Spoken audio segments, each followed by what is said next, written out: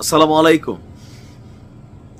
একটা বিশ্বযুদ্ধ বাধাই দিছে ডোনাল্ড ট্রাম্প।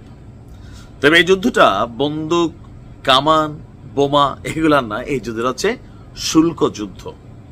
গতকালকে ডোনাল্ড ট্রাম্পের এক ঘোষণায় বিশ্বজুড়ে তোলপাড়। কারণ এমন এক দ্বীপেরও শুল্কের আওতায় আনছে যে দ্বীপে মানুষই বসবাস করে না। তো সেই কারণে অনেকে বলছেন যে যা সামনে পাইছে খালি সাইন দিছে। কত একজনে খালি কইছে স্যার লেখেন 37 দেশ বাংলাদেশ করলে কেলাও, মানে গণহারে সাইন দিছে। দিতে শুধুমাত্র রাশিয়ারে দেয়া নাই, এই জায়গাতে একটা আজব খেলা খেলছে। মানে বিষয়টা বুঝতে পারছেন, ইউরোপের কোনো দেশের বাদ দেয় নাই, আমাদের কোনো দেশের বাদ দেয় নাই, কিন্তু রাশিয়ার দেয় নাই। পুতিনের সাথে সম্ভবত নতুন একটা ডিলে যাবে। যাই হোক, তবে চীনের উপর দিয়েছেন। আর আপনারা জানেন যে চীন সারা পৃথিবীতে যে ব্যবসা তারা খুইলা বসছে, চীনের প্রোডাক্ট ছাড়া ইউরোপের দেশগুলাই অচল হয়ে যাবে, লাইক সাউথ কোরিয়া অচল হয়ে যাবে। তারা যতটাই টেকনোলজি ডেভেলপ হোক, তো চীনারা এমন জিনিস বানায় এইসব জিনিসগুলোতে ঢুকাই রাখছে এইসব দেশে যে তাদের দেশের পণ্যের থেকে চীনার পণ্য বেশি চলে, কারণ দামে কম মানে ভালো। এটা চীন তৈরি করে। তো সেই জায়গায় চীনের উপর নিষেধাজ্ঞা যেটা দিছে, শুল্ক আরোপ করছে, চীন প্রতিক্রিয়া জানিয়েছে অস্ট্রেলিয়া। বলছে যে এটার জন্য ভয়াবহ পরিণতি আপনার ভোগ করতে হবে ডোনাল্ড ট্রাম্পকে। আর অলরেডি এই ব্যাপারে জাপান 24% খাইছে, যুক্তরাজ্য 10%। এটা খাইয়াই তারা আপনার মানে কি বলো যে প্রতিক্রিয়া জানিয়েছে। আর এই ঘটনাকে বাণিজ্য যুদ্ধ হিসাবে আখ্যায়িত করছেন বিশ্ব নেতারা। চীনের পর আমরা দেখছি জার্মানিও, আপনাদের জার্মান অটোমোটিভ ইন্ডাস্ট্রি অ্যাসোসিয়েশন, তারা বলছে এই শুল্ক শুধু ক্ষতিগ্রস্ত মানুষের সংখ্যা বাড়াবে।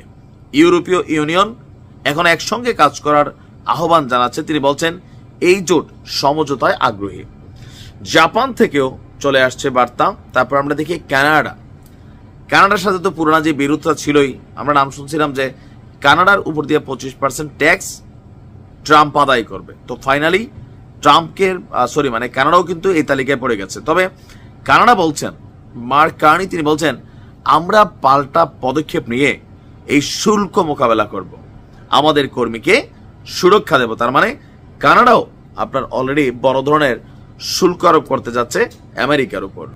অপরদিকে আরেকটা শক্তিশালী অর্থনৈতিক দেশ থাইল্যান্ডের প্রধানমন্ত্রী প্যাথংথার্ন সিনাওয়াত্রা তিনি বলছেন ট্রাম্পের 36% শুল্ক মোকাবিলার ব্যাপারে শক্ত পরিকল্পনা আমাদের সরকারের আছে।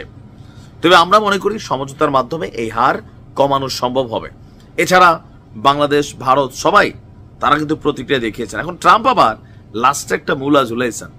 হয়তোবা অনেক দেশ এটাতে সফল হবে, বাংলাদেশ হবে না। কেন বুঝি? ট্রাম্প বলতে যদি শুল্ক কমাতে চান তাহলে আমেরিকাতে উৎপাদন করা এটা সম্ভব। আচ্ছা, এটা কি সম্ভব?